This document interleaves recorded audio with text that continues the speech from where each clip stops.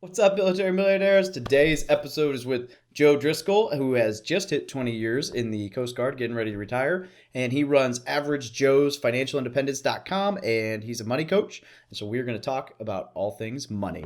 If this is your first time joining us, thanks for joining the community. Show notes are found on FromMilitaryToMillionaire.com/podcast.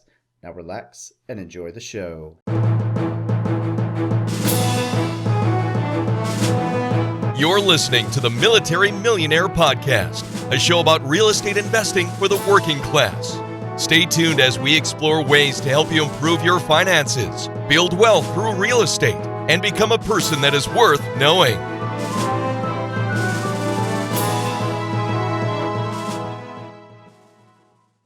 Hey guys, on this podcast we talk a lot about the roadblock to success for military members in getting started in real estate investing. For many of us, the barriers of time, location, and not having the right knowledge keep us from building wealth while serving our country. Well, let me tell you about Storehouse 310 Ventures. They get it. Storehouse 310 Ventures is owned by two active duty naval officers that love to make investing fun, lucrative, and have a passion for education, theirs and yours alike. They offer full turnkey rental properties in a market where the numbers make sense, Milwaukee, Wisconsin. Yes, Milwaukee, home to the almost 2018 division titled Milwaukee Brewers, the well-known Miller Brewing Company, and a lot of delicious cheese. Storehouse 310's properties are fully renovated, leased, and have property management in place. Through their rigorous analysis and selection process, they do everything possible to ensure each rental property meets their high standards and offers fantastic returns. Storehouse 310s allows you to invest with confidence while you are living out of state. They have a network of lenders, insurance companies, contractors, a title company, and much more to serve you all along the way. There is absolutely no reason not to get started when you have the right teams and system in place. David and Stu, the owners of Storehouse 310, have been investing themselves for over 15 years. They are on a mission to help as many active duty, reserves, and military veterans create financial freedom through the power of real estate investing. They are honest, transparent, and they prioritize service and giving. They have even committed to give the first 10% of their profits to partner nonprofit organizations that support veteran causes. For more information about their program, send an email to podcast@storehouse310turnkey.com. Again, that is podcast@storehouse310turnkey.com. Tell David and Stu you heard about them through the Military Millionaire Podcast, and they will get you going down the right path. Hey, what's up, everybody? It's Dave, and I'm here with Joe Driscoll, who has been in the Coast Guard for just hit 20 years and is a money coach and does some different side hustles. And we wanted to talk about money because this is the Military to Millionaire Podcast. And if you look on my website, it literally says military money on the top. So what better to talk about than money? And Joe, welcome to the show. Tell us a little bit about yourself. Absolutely. Thanks for having me on, David. I appreciate the offer. So a little bit about myself. You kind of hit it on the dime there. 20 years active duty U.S. Coast Guard. And my main money hustle, I have several, and I guess I can get into that in a little bit. But my main is money coaching, helping people control their money and telling their money what to do, and helping people just to essentially win with money, because there's a lot of information out there, but I look at it as, money coach is there. It's like a personal fitness coach that's just going to walk with you as you, down your journey or whatever. But what kind of got me started into this was back in 2013, somebody kind of introduced me into some basic financial principles, and I kind of just took it from there. My wife and I cleaned up this was our second time around. But this is the time that I really talk about and discuss. We cleaned up about $52,000 in debt in 2 years, and we've been living debt-free since about 2014. And during my journey, of course, people were like, "Oh, you're ludicrous, you're crazy, who lives like this, blah, blah, blah." I still have my old beater truck. It's got 200,000+ miles on it, but I don't care because it's mine, and it's been mine for years. But when they started seeing like the stuff that we were able to do, cash flow vacations and all this other stuff, they were like, "Oh, maybe I should try this." So it kind of started from there. A lot of people started asking us questions, how we were doing it and all that.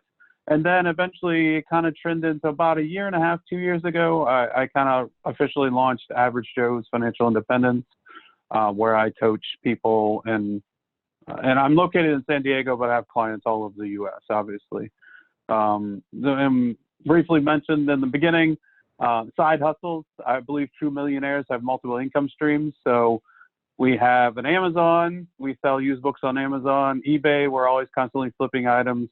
I had through the military, I was a locksmith, a certified locksmith GSA. So wound up talking to a local locksmith. I actually do side work on his stuff, nothing to do with the Coast Guard, and it's nothing to do with my certifications, just side projects.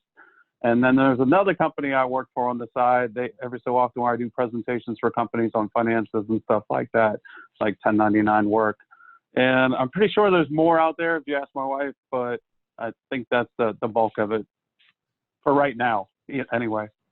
That's cool. So when I ask side hustles, a lot of times I get, Uber and the typical, not that there's anything wrong with Uber or some of those side hustles, but it's really cool to hear that you're doing unique. Like, I have not had anybody tell me that they are a locksmith on the side. That is not something that most people are like, I'm going to be a locksmith. And that's cool, right? Because you were able to find something that you learned and take it and put it to use. And that's just a cool way to look at it. That's how you've made it to that like side hustle level where you're like, man, I have this ability. I could do X and turn it into some income, which is really cool. Yeah, absolutely. So you got into money coaching, which obviously it's an interesting subject, right? Service members and non-service members alike. A lot of people don't like to talk about money, which is funny because it's like the leading cause of divorce and suicide, and maybe not suicide, but it's up there. Depression, money is a thing that can make or break a lot of people. Partially, I think, because people put entirely too much importance on dollar value. But I would be curious to hear how easy, like how hard is it for you? Like, what's a good way to ask that question? Because it's not an easy topic to broach. So I guess do you find at work that people are willing to come up and talk to you about it, or are people still intimidated because they feel like, so I feel a lot of times like when I talk finance to anyone, that they are either trying to like puff their chest about the things they did right and not talk about the things they did wrong, or they are not wanting to talk to me at all because they don't want me, quote, interfering or mingle or whatever you would call that, meddling. There we go. That's a good way to look at it. So I'm just curious, like, do you find people receptive to that in the Coast Guard? Is that a Marine thing, or is that? No, so ironically, I actually work on MCRD here in San Diego, our small Coast Guard commands on the backside of there. So a good story, and I'll share that. During the whole government shutdown thing, the Coast Guard was kind of unique. We're the fifth branch of military service, but we fall under DHS. Yep. So me being a money coach, our command's up there briefing the junior members, hey, be expected not to get a paycheck, be expected not to get a second paycheck. And I couldn't hold my tongue at the last briefing. And I probably did something I should have. I kind of stepped after the CO and I said, I can't take this anymore. The information that you're telling these guys, because they were telling them to go out and get loans, go tell them to go borrow this, start pulling from their TSP. And I'm like, this is insane. You guys are missing one paycheck and it's the end of the world. So I shared my story. I got livid. I got fired up. People were like, I've never seen that side of you. But it was so many young kids that, E4, E5, E2, all the way down, that were getting impressed by senior military members. And I'm not down talking anything.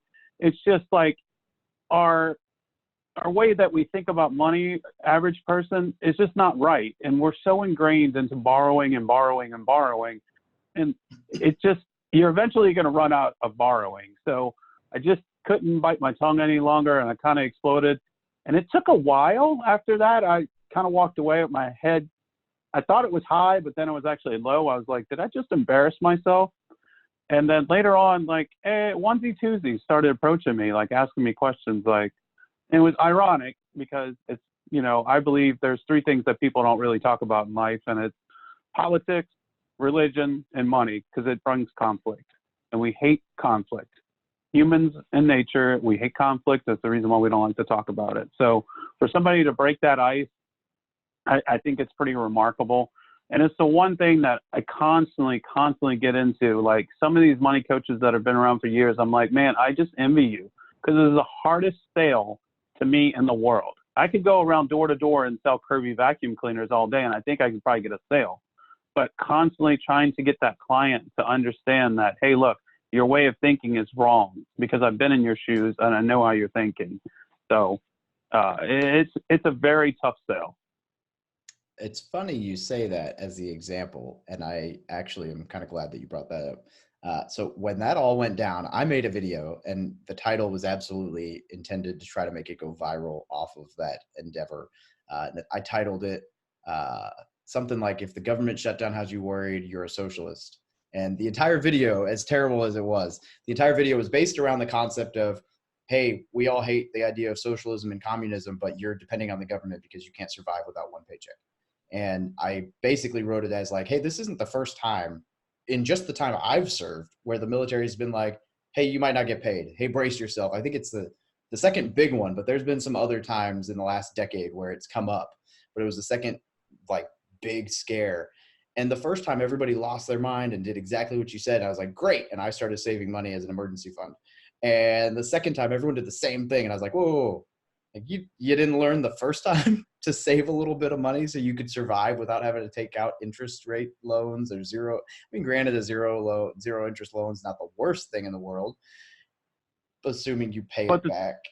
But and that was the thing too that I was concerned about. These junior members, there wasn't going to change their spending habits, and they were going to borrow this money, and all of a sudden they're going to have to owe this money. So what they were going to do, go out and get another interest loan or something silly, you know what I mean? So yeah. That was my concern. I was kind of looking at it long term, the progression effects, and you know, still to this day, there's still members that it's sad, but it's true. They didn't listen. So you know, live and learn. Yeah, absolutely. And I mean, there's rough patches. I'm in a quote rough patch right now where I've got a lot of expenses converging at the same time, and I'm cutting it a little closer than I want to. But most of them are business expenses where I know that once they turn around, I'll be good. Like for example, I'm flipping a house and it went a little bit over budget. So now I'm forking out the last little bit of money. But when I'm done flipping the house, you know, I'll see $50,000 in whatever money that was sitting around come back into the bank account plus whatever profit on top of that. So, but even still, it's this point in time is sitting around going, oh man, like, you know, it's like, oh, my credit card has never been this high. And I feel terrible about it, but you know, I know there's a plan there and I know that it's going to be okay in a month or two. I'll get a big check and it'll all be back to normal.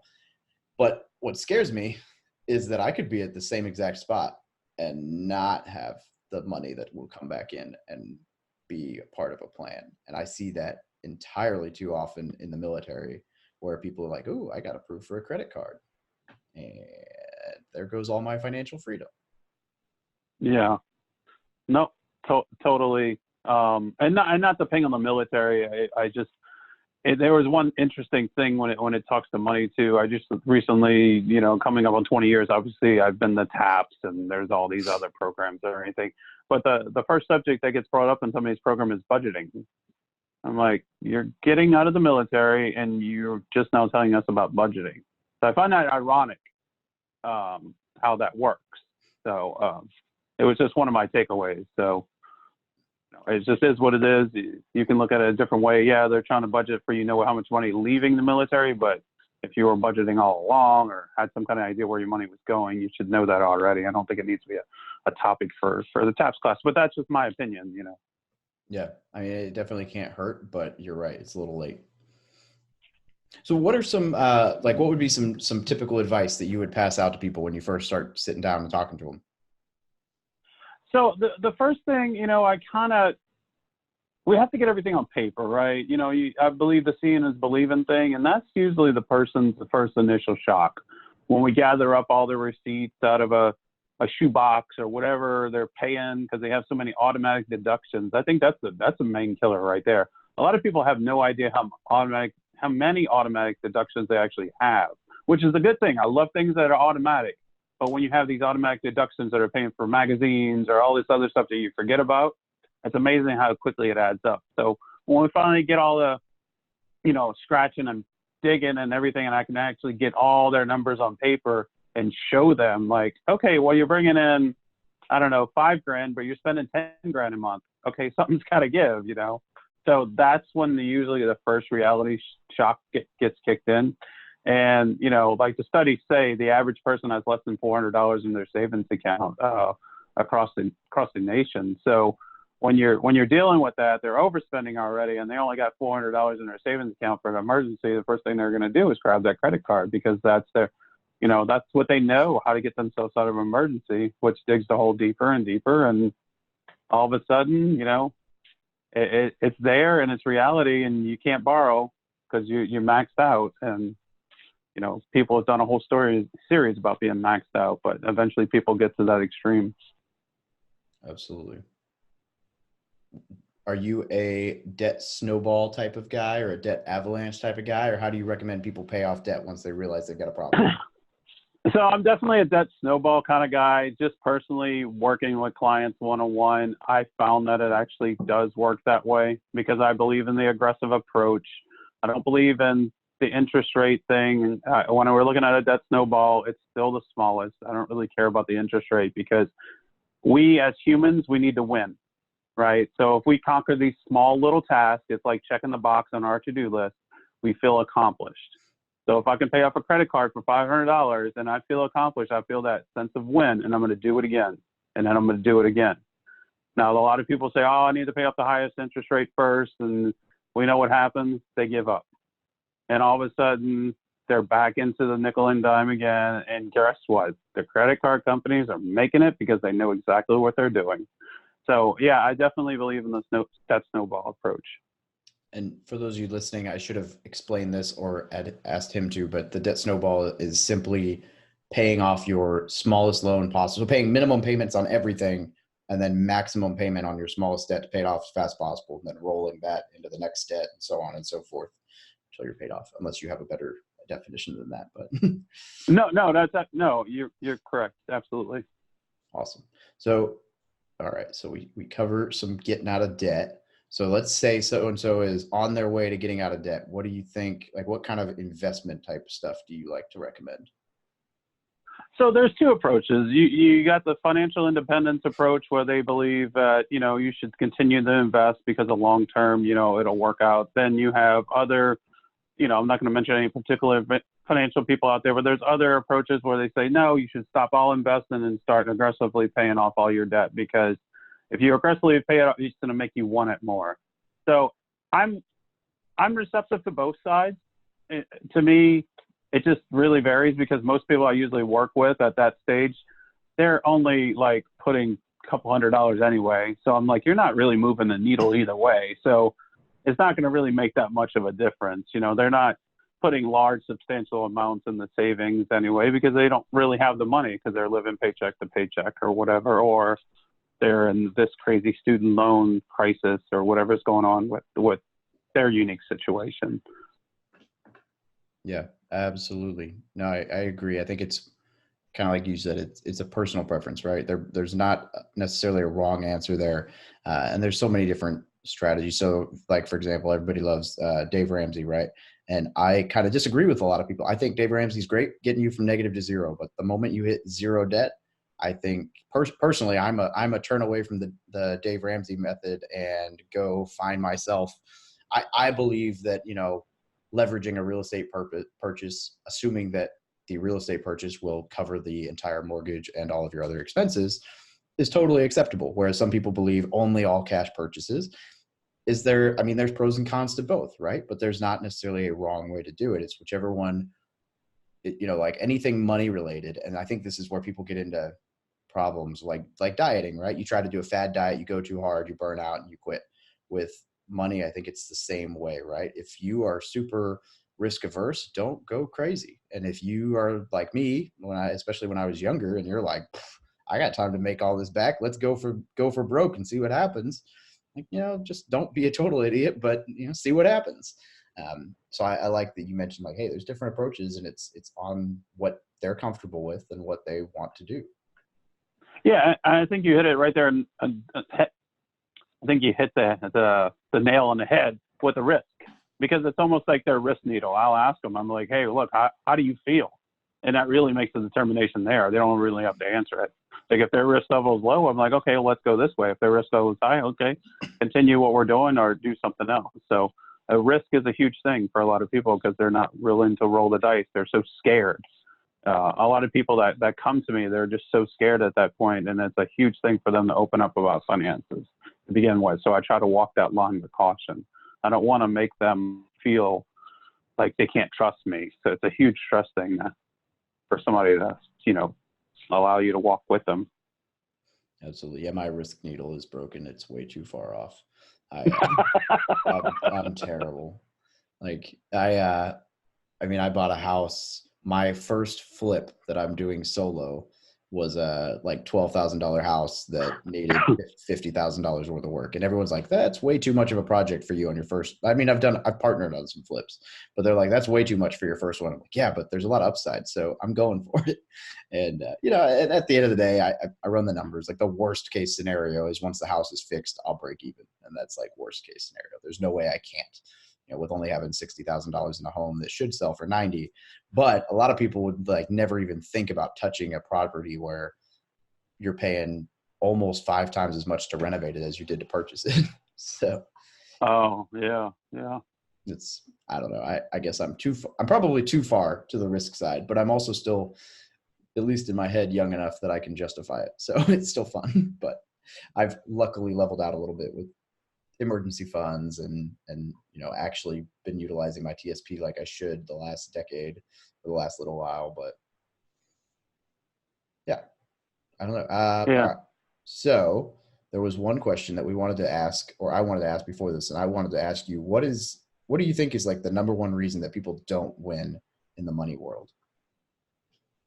So I think it can be summed up into the word procrastination. And the reason why I say that, because it really came true a couple of weeks ago. One of my side hustles, I was doing a presentation to a school district, but it was the people are about to retire in their late 60s and stuff like that. And I'm asking them, okay, do you have a will? Do you have this? And we're going through the whole checklist, and they're like, no. I'm like, you're 60 something years old, about to retire, and you don't have this. I said, what's your excuse? Well, we were going to do it. I'm like, okay, well, you were going to do it someday? And, oh, yeah. Well, I was like, someday is not one of the days of the week. Procrastination is killing you. You need to make this a priority because everything else is a priority. So that's the one thing that I see across the board, whether it's the millennials, the middle age, or even the older folks, which we're seeing a lot of issues with those right now. And I have a whole analogy based on that, what my thoughts are. But we're seeing it across the board, and it's just procrastination. Like, just stop, just start somewhere. You have to start, but we're so afraid to start because we're so afraid that we're going to fail. Like, okay, well, go back to what you're doing if it didn't work, Yeah. But to my analogy, just to add on to my analogy, what's going on, I believe, with the later generations in their mid 60s and stuff like that, which I'm seeing that's I think there's a reason why that reverse mortgage and all these other things are, a hot topic right now in the market, is because what started in 1950 when the Diners Club was released into that market in 1951, other cards followed on. This is the first real generation we're seeing where we started that borrowing factor with credit cards. And it seems like there's an academic, like they just kept on borrowing and borrowing. But their generation before, none of their grandparents had credit cards because credit cards wasn't around. So I'm wondering, I haven't seen a study or anything done, but there's a lot of people in their late 60s that are in dire need right now because they have absolutely no savings. And it's pretty sad. Yeah. Yeah, it's definitely not good. And you are spot on. I would be curious to ask what you think of the reverse mortgage. Oh, so and actually, before I let you answer that, because I did this wrong the last time, could you explain what the reverse mortgage is? Because I don't think anyone's brought it up on this show yet. Okay, so maybe I'm going to try to hit it the best I know. So essentially, you're borrowing from equity on your property, right? So let's say if you had in Southern California, if you had a house that was worth $700,000, I think you're allowed to borrow. Is it 40? It's a certain percentage that they do that you're allowed to borrow. And then eventually when that money runs out, you're supposed to start paying it back, right? That's the principle behind it. But it gives you a bunch of money for you can survive because people in that stage are so broke and desperate, they're willing to do anything they're doing. So what we're seeing is the broken, desperate people when they take that and all of a sudden the money's gone and they have to start making payments, that's when these houses are getting foreclosed and it's getting turned back into these companies. And all of a sudden these older people have no place to go. I think there is circumstances where you can weigh it against your odds. If you are well off and you have something that you can survive on, you have your Social Security, you have your retirement and all that, and it might be the juice worth the squeeze, that you don't need that money, you can turn around and invest it and beat the margins on that, I think that's a good. Other than that, that's the only circumstance that I can see that it's actually a good investment. Other than, outbeating or outperforming, the market. Yeah, I agree. It's essentially, from what I understand, and I need to do some more research on this, but it's essentially like turning your house into a bank account. And what you do is you pull out $2,000 from your reverse mortgage, and essentially you take $2,000 and the mortgage on your house goes up to $2,000. Then you take $3,000 and the mortgage on your house goes up another $3,000. And so you just pull money out and you just eat equity away out of your house. And it depends on the company, but my understanding is like you don't necessarily have to pay it back. There's no like schedule. I think this is kind of this is where it's going to be really interesting, and not in a good way per se. A lot of people realize that a house with a lot of equity, like this is especially common in Hawaii where property is just so expensive and taxes are crazy. A lot of people I know, their exit strategy is probate, which for those of you who don't understand what I just said, when you die, you pay less taxes or none, or you don't have to deal with it. And so they will pass away while still owning their house so that they don't have to pay taxes. But what is going to happen with the reverse mortgage is people are going to get this thing built up, realize, oh crap, I'm screwed. And they'll either get foreclosed on or they'll make the minimum payment they can. And I think the intent with the bank is to let it be fairly minimal payment to where this works out to where when you die, bank gets the house. And like you said, if the bank was only going to loan 40% of the value of the home, they just bought your house for 40 cents on the dollar. They're going to turn around and flip it back to the market. Your kids just missed out on a $700,000 house worth of an inheritance, essentially.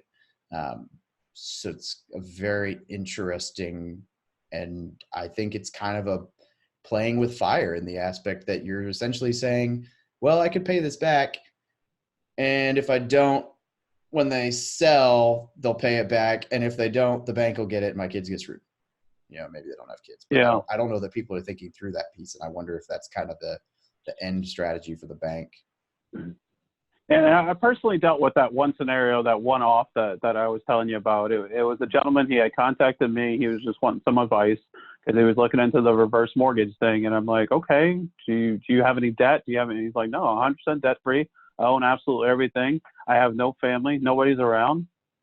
And I initially told him no. And I turned around and called him back. I'm like, this might be a circumstance where you can outperform it. I was like, but 99% of the time, it's probably going to be no. But this guy was a really one-off scenario. It was like his house was worth in the millions. And I'm like, well, man, it might be worth rolling the dice for yours. So, I'd say I would you check your numbers and see if it'd play out for you, depending on what you wanted to do.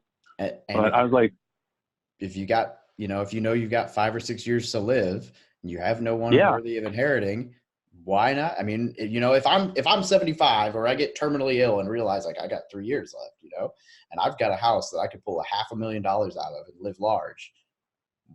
Well, if I got no one to give the house to, why not? I pull it all out. I die. The bank takes the property. They get a great deal. I don't have to pay a penny back. Who cares? I mean, that's a very strange situation, but I mean, for someone like that who doesn't have, he's not trying to pass on anything, like that could be great. It was a very unique call. One call. That's all I've ever had. I was like, man, and I usually say no right away. And I was like, wait, let me think. And I literally had to go back and think about it. I'm like, it might not be no for him. So anyway. Interesting. Yeah, should go hunt down like a reverse mortgage expert and try to ask those pointed questions to see like what happens when they don't pay back, what happens when they pass away, what happens because I'm curious if that's the underlying strategy or if that's just a byproduct. I mean, that would be a fairly brilliant long-term strategy from as kind of pathetic as it sounds, if the bank is literally like, hey, we could buy this house for 40 cents on the dollar in 10 years when it's worth, it wouldn't even be 40 cents on the dollar. If it appreciates even 2%, right? You'd be paying, it would be like 30% off, 30 cents on the dollar. time you take it. And you wouldn't owe anything because you're the bank and it's your money. So Yeah. No, definitely. very strange. Anyway, all right. So we have covered a lot of random money coaching topics, kind of bounced all over the place, from debt to investing strategies to the crazy reverse mortgage. But what other, before we wrap this up, is there anything else that you'd like to add? Any parting advice, big ideas in the money world, or really any world? But No, I would just say for the average person that really doesn't have control of their money, that's the first step. You have to tell your money where to go. Otherwise, you're going to see where it went analogy. And I believe that's true. So until you actually do that, that's the first step. And, realizing what you need to do with your money. So it's totally up to the individual. If you want to live your life and blow all your money and wind up like we did, we were living the dream, and we were stationed in Florida at the time. So we had jet skis and trailers and everything was financed, and it was just, we thought we were until it started adding up really quick. So it depends on what you want. Want to live a comfortable life on my terms. Yeah. Well, so I would ask you, what's next after retirement? Yeah. So I've been to several different local organizations trying to do that. I really want to brand. I really want to brand myself, and I believe this is a need. I think it's a huge need. I think NBC or one of the other ones just released an article today about the millennials and how much debt that they were in. Everybody starts talking about the student loan debt, but it's not even that. It's the tremendous amount of credit card debt that millennials are dealing with right now. And it's a crisis. And I believe we're about to see it. I believe there is going to be a change in the economy coming. I said for the longest time, 2020 was going to be an interesting year. And I believe we're starting to see the trickle effects of that across the market. So next for me, I want to grow my company. It's going to be the toughest thing I've ever done in my life because it is such a unique thing. But if not, I'm a side hustler and I'll figure out a way. But yeah, a GSA space for the government. It's where the money's at. No, I guess that makes sense. And I also on the yeah. So those are the not car locks, like the big high security locks, the X10s and all that stuff. Yeah, that's cool. Sorry, I cut you off there. I think you said, and I also want to, and then I started talking about safes. Oh, well, one of my other things that is unique about me is I'm a technician for all the ion scan machines, like the stuff you see at the airport. So that I was thinking about maybe going down that road as well as another side hustle on the side. But, I'm always like brainstorming crazy thoughts. Just build yourself like a really extreme escape room where you like have, I don't know, metal detectors and crazy security locks. And I don't know with that, but that's a very interesting set of skills to have picked up for side hustling. And I love it. That's cool. And also much more marketable, I would imagine, because there's not much competition, right? Everybody drives for Uber. So yeah, very true. That's awesome. Well, Joe, I really appreciate having you on here. Before we wrap this up, I've got to give you the chance to plug your website and where people can get a hold of you. Yep. So my website's kind of a work in progress right now, but if you simply Google me, I'm on like the Google pages. So it's Average Joe's Financial Independence. You Google it. I'm based out of San Diego, but like I said, I have clients all over the U.S. Or if you want to go old school, you can contact me directly. It's 805-419-9777. Again, area code 805-419-9777. But as soon as you put it in the Google search engine, Average Joe's Financial Independence, it seems to come up every time for people. So, and it has a direct link. I think there's a tab on there where you can call me directly from the website or whatever if you're doing it on your smartphone. So until I get a better platform built, that's what it is for right now, because you only can have so many side hustles going on and focus on so many things at one day, right? Joe, the locksmith metal detector website design guy. Yeah, let me throw that on there. I'll tell you, the website piece takes a while. I've got a lot of learning to do, and I've been meddling with mine for 2 years, and I've had professional help. I paid someone to redesign mine about 6 months ago. Totally worth it. But even still, I've still got stuff that I'm like, oh, I want to tweak that. Oh man, I got to go do a day worth of learning how to do that. So yeah, exactly. But that's not the important part of your brand, thankfully. The important part of your brand is helping people and getting word of mouth. Absolutely. Yep. And that's why I really never focused on the website. I'd rather focus my attention on actually doing the mission or the job or whatever, Exactly. Adding value. Awesome. Well, Joe, thank you very much for joining us today. This has been a lot of fun. Yeah, absolutely. I appreciate it. And thanks again for having me on.